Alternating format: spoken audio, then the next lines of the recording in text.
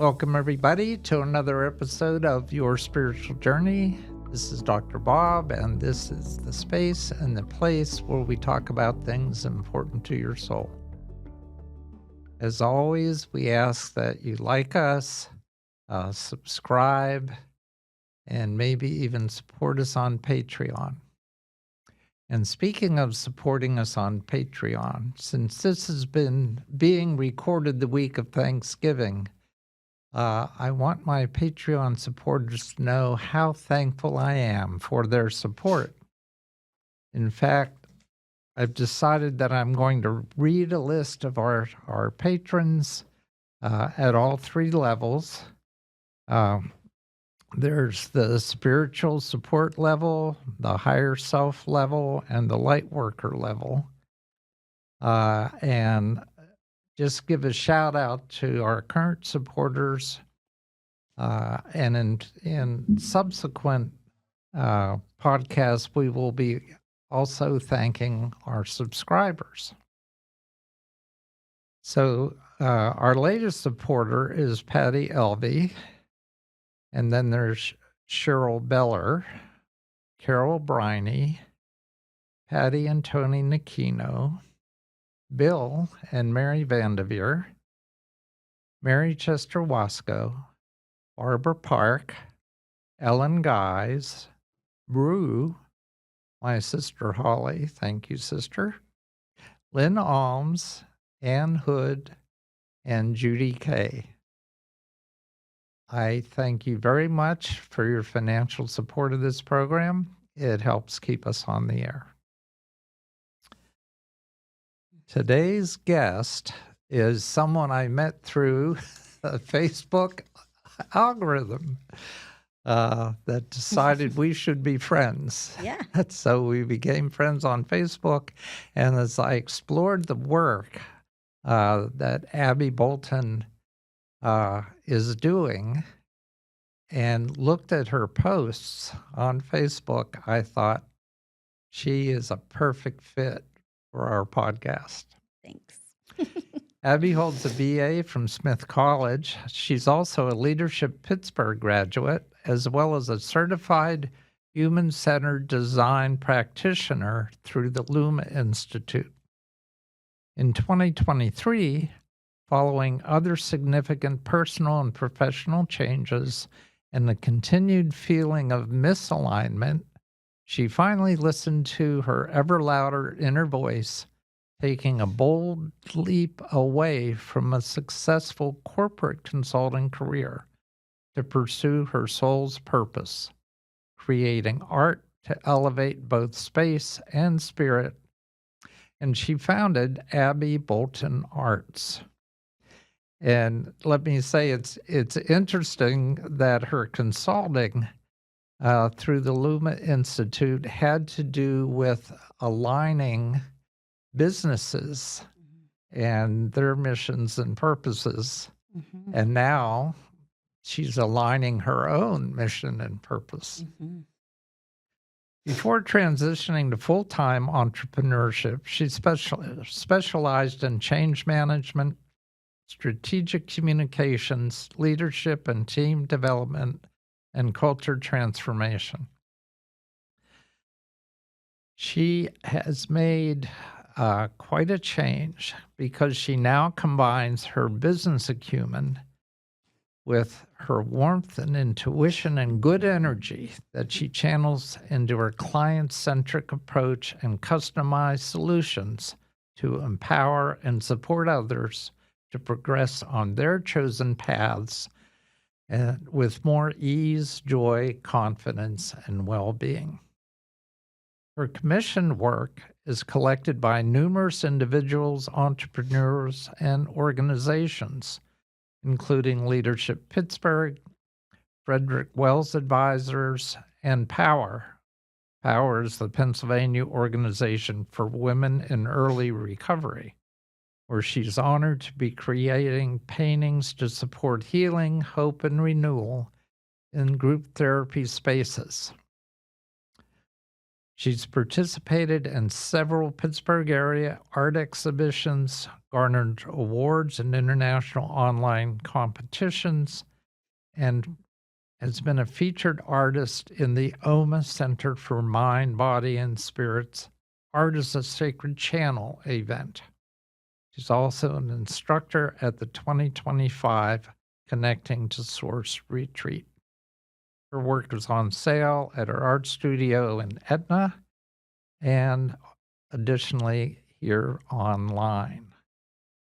Indeed. So that's quite a story. But let's get into your personal Yeah, you did a lot of my work for journey. me. There's nothing left to say. So just start at Right, the mic's all childhood. yours. Okay.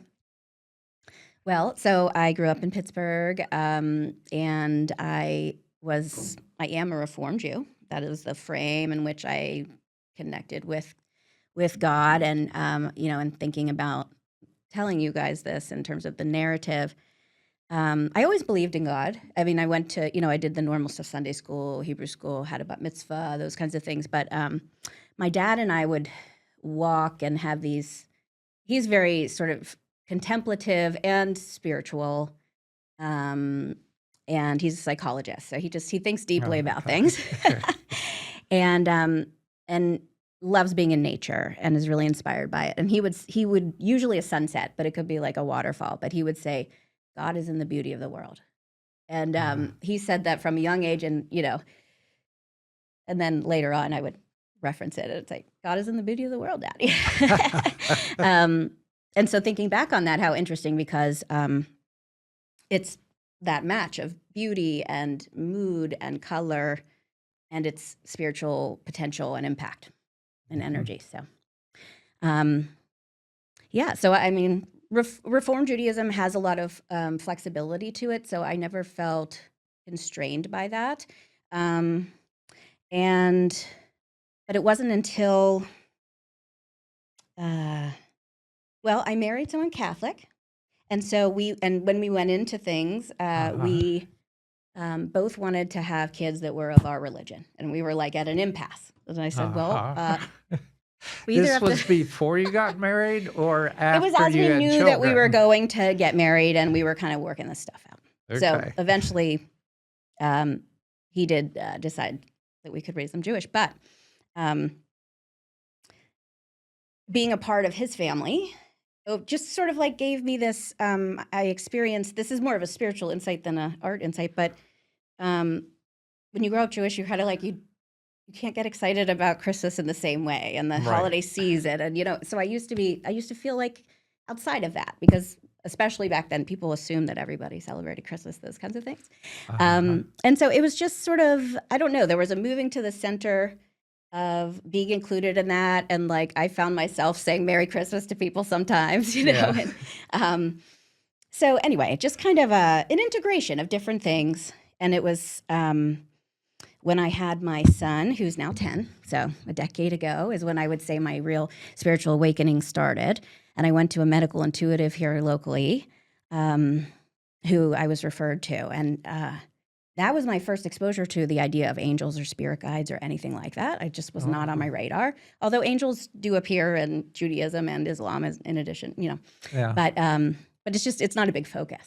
And it just blew my mind. I got such amazing, the first session would just like blew the roof off of like what I thought was possible. And this idea that we have beings with us, supporting us, and also just seeing us, like to be seen for all that you're managing or all that you're capable of. And like being given that knowledge, really, I wasn't thinking of myself as like a big change maker or a bright light in the world or anything like that at that time, So it really opened things up. And then I just couldn't get enough.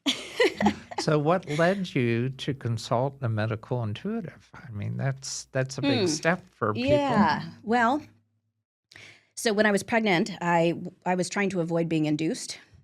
Okay. So I was trying to make it start naturally. Right. And a holistic healer that I was working with at the time just said, you know what, just talk to this friend of mine. She didn't really specify. She just said she was like a massage therapist or a fitness person. And we talked, and she was just like, okay, you're afraid of the baby being on outside of you and like having that separation, and your grandfather's standing to your left. And I felt a bead of sweat roll down my left side of my body, and I was like, my grandpa's standing here. Like it was crazy, and I was not expecting that at all. But it was Yeah. such a powerful experience that like about 4 months after I had him, I made Yeah. an appointment to see her because it was like, ooh, something interesting here. Do you want to mention her name or not? Emily Pompey. Okay. Yeah. Thank you, Emily. And so, yeah, and that was really the beginning of, a lot of exploration and inquiry into angels and, lots of Hay House authors, and Louise Hay and Wayne Dyer and Denise Lynn was a big one for me. I love her still. And she shaped my sort of understanding of space clearing and environments too. So, but I just, I got into Reiki. I I took some courses on crystals and their metaphysical meaning, and just went from there. Okay, so jumped in with both feet then, Yeah, huh? yeah. Explored energy medicine.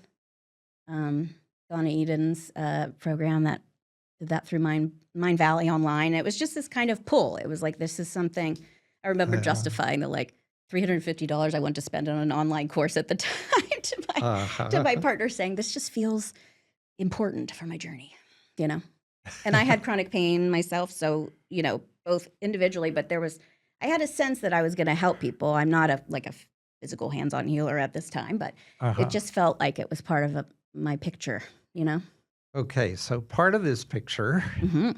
is that you've got a father Mhm. who you sound like you're close to him. Yeah.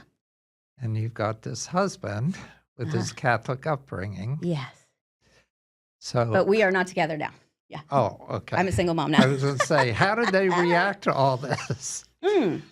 Well, my parents, it took a little getting used to when I started like wanting to have like angel statues, and Yeah. I'm very into oracle cards and things like that, and they were just, it took some acclimating, but they could see that I was happy and feeling a greater sense of purpose and freedom. And So you were living with them at the time that you no, went I through wasn't, but they're local and we're Okay, close. so Yeah. you didn't hide these things when they came No, over. it's like they'd come to my house. Yeah. Yeah. Okay. Right. And yeah, my children's dad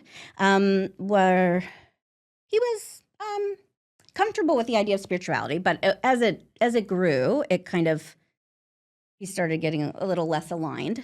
And I think, not to dwell on him, but it was just my growth. Like, sometimes people evolve in different directions and in Yeah. directions they don't expect, Uh-huh. and it doesn't always continue to be Well, it's a that good thing. You're fit. not the same person I married. Who are you? Right. You know? Yes. And I understand that, Yeah. and, but I had to, I had to keep listening because, there was something there Yeah. calling me. Yeah. It's something when that inner voice just says, "This is your path." Yeah. It may not feel comfortable right now, but Yes. we're going to keep pounding you until you pursue it. Yeah. And it just so happened that, becoming a mom, and I have 2 kids now, and the spiritual awakening happened at the same time. So those are 2 very formative areas of one's identity. And I think when it came to my corporate consulting job, those were the things that, my priorities shifted. And I don't know if you're familiar with the Clifton Strengths Finder assessment, where you get like your top 5 strengths out of 32. It's a very cool, it's like DISC or Myers-Briggs or something. It's a very Yeah. cool, very individualized assessment that I like to work with. But Or Enneagrams. yeah, That right. sort of thing. So it's Clifton. Huh? Clifton Strengths, it's by Gallup, and it's called Strengths Finder. And it's just a very cool tool. But I mention this because usually people's strengths don't like totally change over time. And I had done one earlier on in my career, and then I did years after being a mom, and there was quite a bit of shifting. Yeah. Things didn't totally disappear, but they kind of fell down into like top 10. And then things like belief and connectedness, which tend to relate to spirituality, were way up there. Yeah. And some of the more like achievement-oriented things were lower, and the more sort of like ideation and futuristic, like these qualities that are much more about, be just looking forward and being positive. Like I was not a very positive person back. I remember Yeah. being the downer at the office. Oh, no. People would say, I mean, I just had a lot of things happen, through a few years. And I remember a friend of mine at work saying, like, one day I'm going to ask you how you're doing, and I hope you'll say good instead of okay. I'm like, "Oh, no pressure." But so it's, I'm grateful for that shift Yeah, because sure. it is so key to resilience in the tough times that we all have. Yeah. So in your practice, one, why do people come to you? What do they come to you for? I mean, Yeah. There's you kind of, mentioned Reiki and crystals, so I did. Yeah. what's the experience if I came to you and said, "Okay, Abby, I'm here. Hello. Okay. Well, there's Fix kind of me." 3 areas. So I create fine art, obviously, and I love to do custom paintings for people that are rooted in their particular goals for the season of life, or and the colors that resonate with them, and that also fit beautifully with their interiors. And I have, because this sort of niche of art that supports personal growth journals emerged. I didn't set out to do that when I first started my business. I just was like, I love, I've always painted, but it was a formalization of that. And but that became the niche. And I've broadened that because I've also studied a lot of feng shui and have been interested in it a long time. But this idea of like the paintings can almost be like a fine art vision board. Because they keep your goal top of mind and in your line of sight. And, it's not as specific, and it's done in a visual shorthand. But using that idea, Marie Diamond is a very reputable feng shui practitioner. She's been around a long time. And she has a book called Your Home as a Vision Board. And that idea was really compelling to me. So it was like, okay, why don't I expand that? So people sometimes come to me because they're like, I just love your art, and I have a spot and I want to feel more inspired where I, in my office or my bedroom, or, and I love just like working with people to see, is it an existing painting? Is it a custom? Is it a print? I have prints too. So there's, any range of budgets can work. And then there's the space lift. So I call it space lifts, but it's basically like, working with people to just either provide suggestions for how to arrange things, but also like clear the energy and be intentional about the symbols and colors and things that you have around you, so that they are so your environment actively supports your goals. Because it's kind of like a missing piece. People are often talking about manifesting and creating the life they want. And if you're surrounded by clutter, it's not just clutter, but that's a big one. And I'm guilty of clutter too, so I'm not. But, I'm always reforming. But it's sort of a missing opportunity to not shape your physical environment, because it does mirror the internal. So my goal when I'm working with people, and I have a coaching program starting called Rooted and Rising, so we'll talk about that. But the idea of it is that like gaining this inner clarity and making the shifts so that you're feeling better internally, and then creating the outer sanctuary that reinforces it. Yeah. And knowing some of those tips and tricks to shape All right. it. So if I came to you and said, "Fix me," you would say, "Let's go to your house and take a look at your environment." Yes. Is that like one Yes. of the first steps? I would actually probably just do a conversation either in person or on the phone or Zoom, and just understand where you are in your life and what are your goals for your life first. Okay. Yeah. So that's the rooting into like core values and priorities that you have. If you're clear on it, then we just work from there. If you're not clear, then I was a consultant. I have lots of ways to help you figure that out. And that's part of the coaching program. But so we would kind of root it in who you are and where you want to go, and then expand it to now is your environment aligned with those things, or where is the gap? And then how can we shift it and elevate it and get the energy supporting you in the direction you want to be moving, so you can feel lighter and brighter and, or more peaceful, whatever it is you're working on. Okay, so you have works of art. Yeah. And by the way, I just think they're fantastic. Thanks. I looked at your website, Thank you. and I want all of them. Okay, They're just let's talk.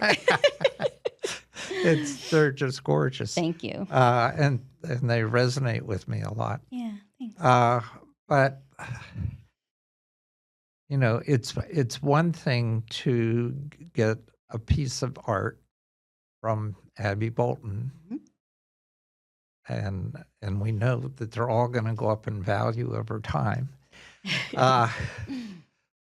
But what if I look at that and say, oh, I wonder if she could teach me how to do that. If she's been able to capture the spiritual essence of what I'm looking for, can she teach me how to capture What a that? wonderful segue, because the third way you can engage with me, maybe you were going there, is through workshops. Yeah, and so just a little backing up a bit to just give the context to the workshops. I was always an artist and a painter, and I used to say, like, if people would say, oh, if money was no object, like, what would you want to be? And I was always painter, so I'm like, yay, I'm doing it. But I was more of a realist painter, and that brought with it a lot more of like an inner critic with it, Right. And I always thought, like, I need like hours and hours with no children around so that I can actually break out the paints, or there's no point, And so I therefore would not paint a lot because I had a full-time job, I had 2 kids, and I discovered, so I had separated from my husband, was in a new apartment. I had weekends free for the first, every other weekend free, which was a new concept. And I had a big canvas that I'd had for a really long time. And I just said, you know what? I'm going to paint on this tonight. And I'm not going to have like a plan. Because I used to think I need a plan, and then I couldn't commit. And I just said, I'm just going to do what comes out. Just let it flow. And that was my painting called Trust the Light, which is on my website. And it's not a poured painting, but it's an abstract kind of energetic portal, really. There's a light in the center, and it's sort of like a vortex. But that is what came out of me. And I remember just the feeling of like using my hands and letting water drip and just, and I was like, damn, this feels good. And then I discovered just on YouTube, like happened to come across someone doing poured painting. So fluid acrylic painting is it's thinned out acrylic paint so that they flow easily, and you pour them on in different ways, and you can manipulate things in different ways and tilt and, use palette knives or whatever to make it yours. But it just opened up these floodgates. I was like, I have to try this. And I was doing it with my kids, and I had a balcony at that new place. We would paint outside on the balcony, and it just became this very loose, fun, exploratory process. And I just like couldn't get enough of it. So it's interesting that I just really hadn't done much abstract art, even though I considered myself an artist my whole life, And so let's see. Once I got a space, so I was doing these custom pieces for people aligned with their intentions. And I wanted, I had this idea for workshops, but I needed the space. So let's see, about a year and a half ago, I got my space in Etna. And it's like a 15 by 33 space. So I can have probably up to 20 people for a workshop. And it's awesome. I love it. So my high vibe sanctuary, but poured painting is really, really accessible. Like, that's the thing. I mean, you don't have to be creative or artistic to do it at a really basic level. And I keep it really simple. So I tell like anyone who comes, I swear everybody loves it. I say, I'll give you your money back if you don't, because everybody loves it. It's just, I don't know. It's special. There's a joy and a wonder to it, because it's almost a little bit like a science experiment too. Like, how's this going to interact with this? And let's try this color. And, and there's no rules. So it's really different than those, like when everybody goes to a paint and sip and they all make the same painting. And a lot of people have disempowering experiences at those, from what I hear. So there's no defined endpoint. You can't mess it up. and it's meaningful to you. You're not just like painting a martini glass or like a landscape or a pumpkin, because then what do you do with those after? It's not. So is there meaningful. wine involved? There often is, yes. Okay. Now that I've been doing more daytime and also a little bit more expansion on, so I did this 3-part root, rise, and radiate were the names of the sessions, but just doing a little more framing up front with some guided visualization and some kind of coaching style reflection prompts to just get a little deeper. But for the basic inspired flow workshops, I just say, bring an intention that you have for yourself or a feeling that you want more in your day-to-day, and that will be your kind of idea that you think of when you make this painting. Yeah. But yes, I'm open to wine anytime. and it used to be that people need to loosen up and stuff, but I find that actually most people don't in the end. Oh, okay. I mean, so it just depends. If it's a happy hour time, for sure. Yeah. Okay. There is, I guess, what I'm learning about is kind of a spiritual art community Yeah. in the Pittsburgh area. Yeah. Leanne Heitzel, who's been on this program before, Yeah. a couple times actually, Mm-hmm. does what she calls meta art. And there's an art gallery in Garfield, and I've interviewed the owner of that art gallery, Christine Fauchard. She's French. Yeah. So, I was also thinking, are you open to displaying your art in other people's galleries? Certainly, not just having it in Please your own connect me with her. I gallery? don't know about her gallery, so It's relatively new. It's only been there a year. Oh, cool. But there is quite a spiritual art community I'm learning. Right, and I am too over this time. Pittsburgh I wasn't area. familiar with Leanne, but I listened to your shows with her because you had mentioned some crossover, and yeah, she's amazing. She sounds amazing, and we both do dabble in some sound frequency. This is something from my newest collection where I'm doing a painting per chakra, basically. Yeah. So there'll be 7, and matching the sound frequencies and their visual. The visual forms that each frequency creates. I don't know if you're familiar.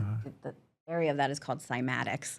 Not to get like too technical, but you have sound, different frequencies that have been identified as healing to the body, right? And but in general, any sound frequency, like every number, if you vibrate water to that frequency, or sometimes there are some cool videos on YouTube where like there's a metal plate and someone puts sand on them and they vibrate the plate.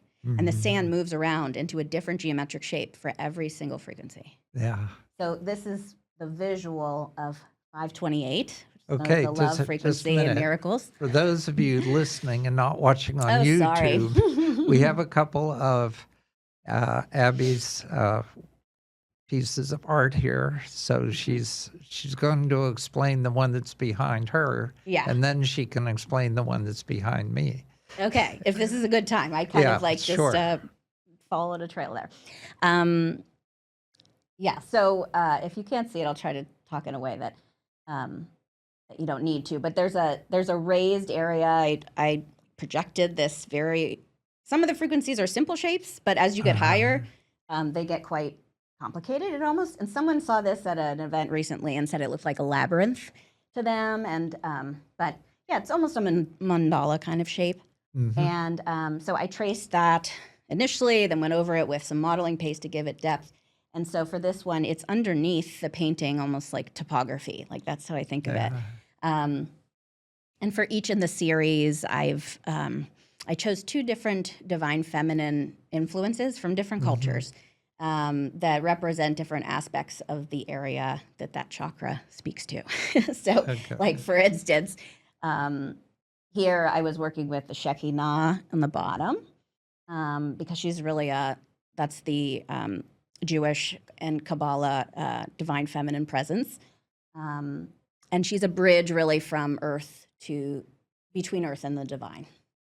And so that's actually, there's more shekhinah behind you, but, and above I chose Kuan Yin, who's the Asian goddess of compassion and love, and so they're different. It's like Shekhinah is like creating space to hold.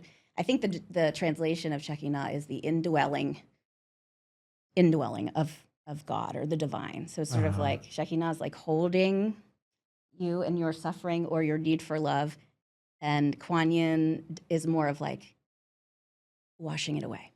So that's visually what I was intimating here. There's some different colors on the top versus the bottom.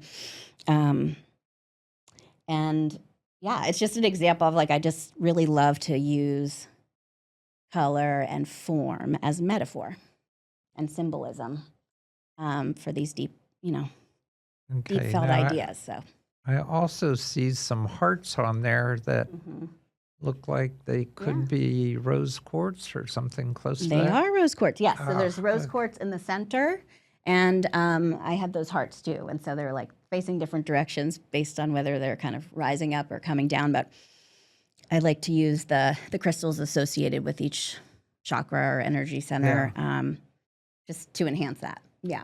Okay, so So this layers particular of- one is the root chakra. This is heart. This is heart chakra. I have root. Of course, the heart's on there. Yeah. Well, and the green, the green is healing and love, and so then bringing in the rose quartz, we've got that too. Right. Okay. So the idea is like it's like a love portal, and that it brings the vibes. And prior to making it, I meditate, and I was calling in support from those particular divine feminine frequencies, and I listen to the frequency in meditation, and I've even, for the root chakra, I did vibrate the paints with the frequency, but I found that it did something to the texture of the paint, so I'm more cautious now to do that, but I put the paint near the frequency instead of on top of a blaring speaker. Yeah. So yeah, I mean, people have really been responding to this one in particular, so I've got 3 done. And I am looking for a place to display it because I think it's going to be a very cool series. Well, I love the frequency stuff. I incorporate tuning forks into my Reiki practice. Yeah. Can be very powerful. And that vibration is really powerful. Really powerful. Yeah. Yeah. So it's like, and combining the senses, with sight here and form and like the texture and the crystals and the sound, and then also the sound visualized because of the cymatic pattern. Yeah. It's a lot of layers of intention and energy. So behind me is another work of art. Yes. And I identify a lot with trees. Ever since I was young, I communicated with trees. Yeah. So it's kind of my favorite. I'm glad I brought her. But maybe you could talk about that a little bit. Sure. And I have a whole I Trees will. of Life collection actually on my site. If you just do abbyboltonarts.com/trees, Okay. it'll take you there. Move a little bit out of the way. Yeah, no, you're okay. So that is the Shekhinah Rooted and Rising. It just so happened that I brought 2 things having to do with her, but it was meant to be. And so it is a tree of life, but also I wanted to have this sort of divine feminine form emerging. So there is a face there, and also use crystals aligned with the chakra system. And the Rooted and Rising title came first in the painting, and then it became sort of how I encapsulate really like my approach to shaping spaces, to my own personal transformation, to helping others through transformation, this Rooted and Rising kind of method. So, so she's very special, and I created her for a show, and the theme was Sacred Royal Garden at the Manos Gallery. And that just, to me, the interpretation of that was like, goddess in the garden. Like, get some crystals out, and, So I created that, and another one called Fearless Radiance that I realized is very fierce, that I love. So people don't have to purchase these originals. They can get prints of these things, right? Yes. Now, these specifically, the prints are not available yet, so it just depends. But Yeah. yes, there's a variety of prints available right now. And then this is kind of the direction that I'm moving a little bit more. Maybe just pick this up quickly just to show a lot of texture. So this is, Yeah. it is an angel. I set out to do a butterfly, but that was not what What the came flow out, was yeah. doing. So yeah, I just went with it. And so that's modeling paste that gives it that texture. So I'm just getting a little more mixed media and a little more intentional. All my paintings, I think, were, have a high frequency to them, and I didn't really realize it. It took, in thinking about coming out here, I was thinking, I'm like an intuitive for the people, because I'm not someone like Leanne who, like, someone's talking to me and telling me very clearly what to do. I don't see beings clearly, anything like that. I just have my intuition. Sometimes I just know things. I definitely feel things, and so singing and painting, and I like to do them together, actually, I think are my forms of channel. And I came to that from, people would just say, oh, your art makes me feel good, or like they wouldn't want to leave the studio. Yeah. And, they're like, it's just good vibes in here, Yeah. Good energy. And and a very experienced intuitive, who's a dear friend and really skilled, Marietta Immatangelo.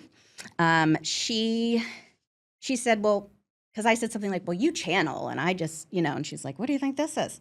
I'm like, really? And over time, I stepped into it, because it's a thing. Yeah. And I, someone else that's just, people who are tuned into that were like, your paintings are frequency. And I was like, oh.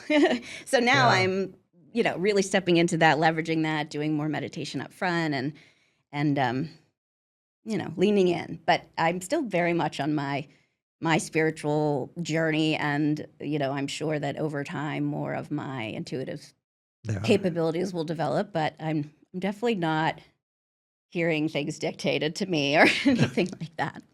Well, you just slipped in A lot of stuff. singing with painting. I did. So what about the singing? Where'd that come from, and what do you do with that? And why is it important? Yeah.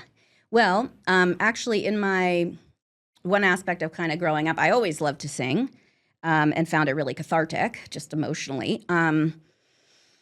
And when I started, after like the spiritual awakening piece of it, or maybe even before it, maybe it primed me. I was at a yoga class, and they put on Krishna Das at the end, who's a kirtan. He's like the westernized kirtan call and response chanter that you hear a lot of times in yoga studios. And there was something about the particular song. I was like, who is that? They're like, it's Krishna Das. Like, duh, And I was like, oh. And I just looked into him. And so I just started like doing this call and response chanting. Like, it just felt really good. And it's it's spiritual singing. So that was like, I got into that. And then as I found that when I started doing the flow painting, I just like to have music on and sing, because it felt good. And it was like, oh, this is like double catharsis, But what I've tended to do is I just made this huge faith playlist on my phone, and I just add songs that feel good. And they're from there's some like Christian contemporary things that are on there. And they just, if I like to sing them, I sing them, Yeah. And it just feels good. My dad also sings, and like sings in our temple choir and things like that, and we share that that love of devotional song. But so now, I mean, you'll find me in my studio singing some faith stuff and vibing out, and I do think that even though I didn't plan it that way, I think that opens up the channel even more. So it's like I'm moving energy through my body, using my voice, which, you could say like speaking my truth, or, and also like, I keep going like this which I'm going from from my heart to my hands. I think that my hands are like an extension of my heart, and that energy, and that the singing is also. It's just Mhm. like, again, the different senses and forms that they can take. Yeah. And in my workshops, even the ones that are, even the basic ones, I've always done like a 5-minute art light activation meditation. Mhm. And the focus of that is really like filling your body, but especially filling your heart and letting that extend down into your fingertips, like really Yeah. activating them as like an extension of your heart to make something that's Yeah. supportive of your highest good. So speaking of your hands and energy, Mhm. so are you doing anything with the Reiki practice or? You know, it's a shame. I think I will return to it. I only got my Reiki 1, and then I got pregnant, and I didn't get back to it.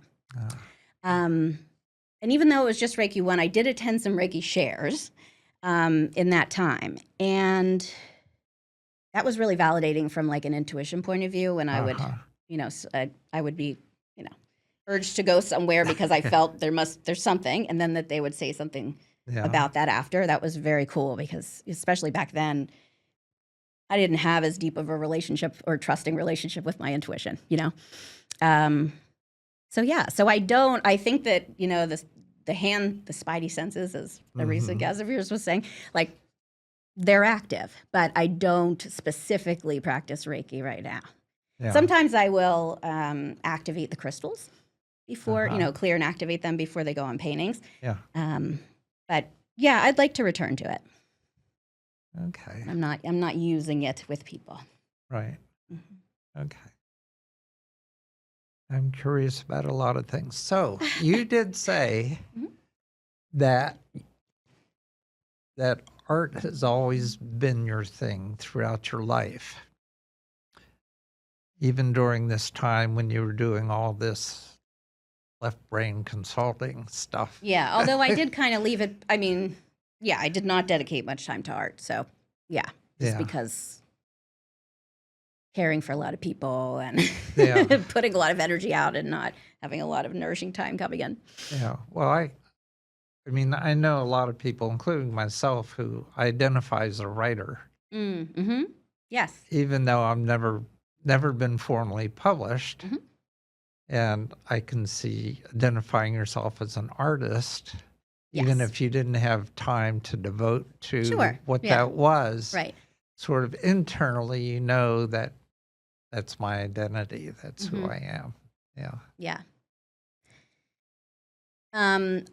Like growing up, I would even like color while watching TV as a kid. like, Yeah. um, And, in high school, you have like electives. I would always choose visual arts, the fine arts Yeah. stuff. Well, how about at Smith?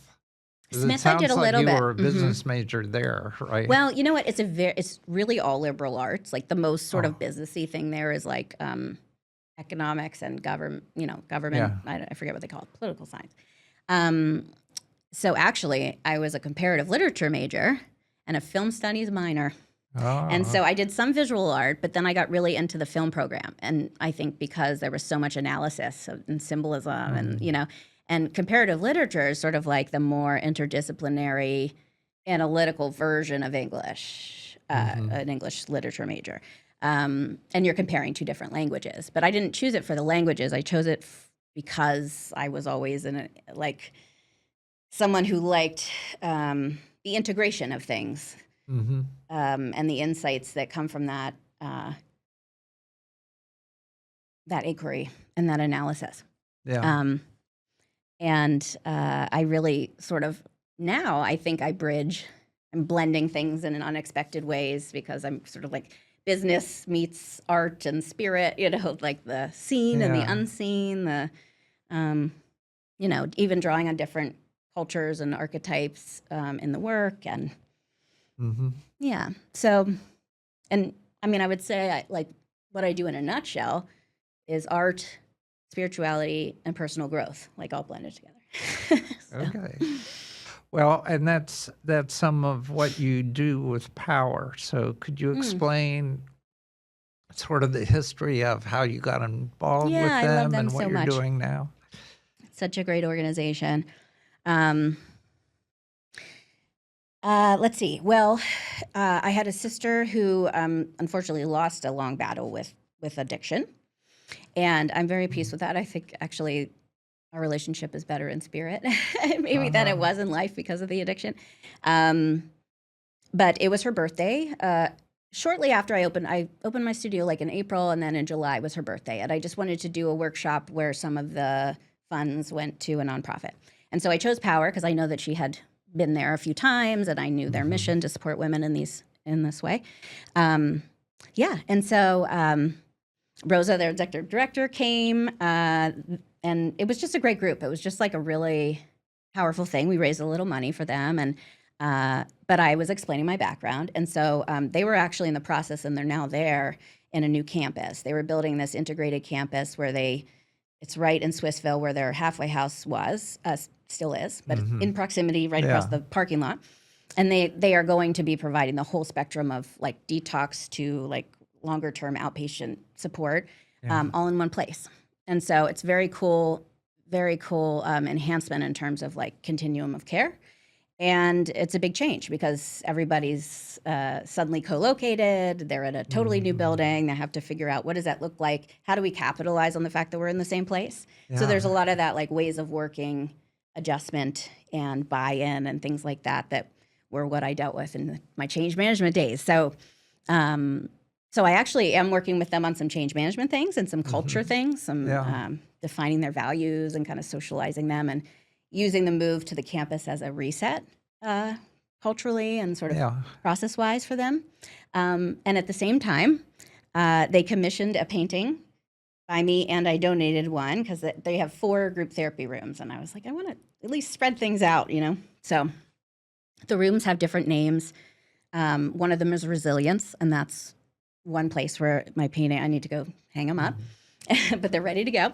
And so I did a painting that had, there's some floral themes, and there's, I worked with they have a very distinct color palette in that building. So working that in. And yeah, metaphorically, the painting says to be resilience, because there's like, you know, addiction and our lives are like it's a winding path. And, you know, we're on a roll, and then, you know, we veer off, and then we come back, and we, you know, so it's a very kind of winding. I'm using my hands a lot if you're not watching. That's okay. Yeah, and then the other one is confidence. So it's a different visual concept. Yeah. And it was a fun challenge, but just really nice to support the staff and the women there. Yeah. Special to me, and feels like a tribute to my sister. And yeah. So you say you're closer to your sister now that she has passed. Well, yes, I think so. And how does What makes that me say that? manifest itself? Well, as soon as well, in life, if anybody's had a close relationship with someone with a drug issue, it's hard to count on them, and there's a lot of I love you, I hate you kind of thing, you know. So it was a difficult relationship that I had to withdraw just to like protect myself a little bit. Was she older or younger? Older, 9 years older. Okay. And this was 7 years ago. But so in spirit, I mean, as soon as she died, I went to, you know, like a medium. I went to different intuitives. I was sort of trying out new people, and just sort of seeing. And she was always, Shauna is her name, always right there immediately, like ready to talk. Okay. And always showing me so much support. And I remember my hair's purple, and it comes and goes in the purple, but that was when it was early days of that. And I remember them saying, she loves your hair. And I said, yeah, she would. But yeah, so she'd send me support, and lots of, songs that would come on that I just knew were from her. Like, I don't know, just things like that. And then I'd have that confirmed. Like, our family would see bunnies and things like that. And she confirmed one time in one of these sessions, like, yeah, that's me. That's what I'm, you know. So I don't know. Yeah, I just sometimes get a vibe, and I'm like, oh, hey, Shauna, thanks for being here, you know. Yeah. I just think she's rooted me on, and she's, you know, she's her true self now in spirit, like the essence of who she really was, not clouded over by addiction. So yeah, kind of nice. We miss her, but, you know, better than the alternative. So was she your only sibling? She was, yeah. Okay. Yeah. Yeah. Well, we are coming toward the end of our Time time flies. together. And since you've watched a couple of these episodes, you know that at this point, I'm going to ask you if you'd like to leave the audience with a few words of wisdom. Yeah. Well, we're living in such crazy times in this world, politically and culturally. And I mean, there's a lot to be concerned about, and there's a lot to be kind of pulled down by if you let yourself. And it would be very natural for it to have that effect, have that feeling. But what I want to say is that there's always a way to make your life lighter or more enjoyable or more playful. And it can be these little shifts. And that's like part of like what I like to work with people on, because I had to transform sort of what I said to myself in my own mind and my self-image and self-worth to ever have the courage to make a big life change. So that's the other thing that I think self-worth and self-love is like the prerequisite for making any big life change. Because you wouldn't take those leaps and inconvenience people and, feel uncertain if you weren't worth it, So that's one thing, like start there. But also just little tweaks about, or just little redirections of your thoughts or little tweaks to your environment it's like something that we all have control over. When we don't have control over this, like insanity, but we can straighten up our space, or we can use colors that make us feel great, or materials that just feel wonderful in our blanket on the couch, or, so there's just little ways. So all is not lost. Okay. And control what you can. So if somebody wants to get a hold of you, what's the best way to do that? I would say abbyboltonarts.com. I am on Instagram and Facebook, and that's fine too. But on my website, there's a contact form, and I have anyone can book a call with me, curate and catalyze call, I call it. But to just kind of get to know each other and see what about what I do resonates and how we might work together. No obligation kind of connection. And there should be a link there too to my Calendly. And okay, abbybolton.com. Yeah. A good place to rest your eyes. Thank you. I can attest to that. Thanks so much. So audience, as always, take what you've heard, and if you find something that resonates with you, incorporate that into your life. Put the rest on a shelf until you're ready to deal with it. And until next time, this has been your spiritual journey.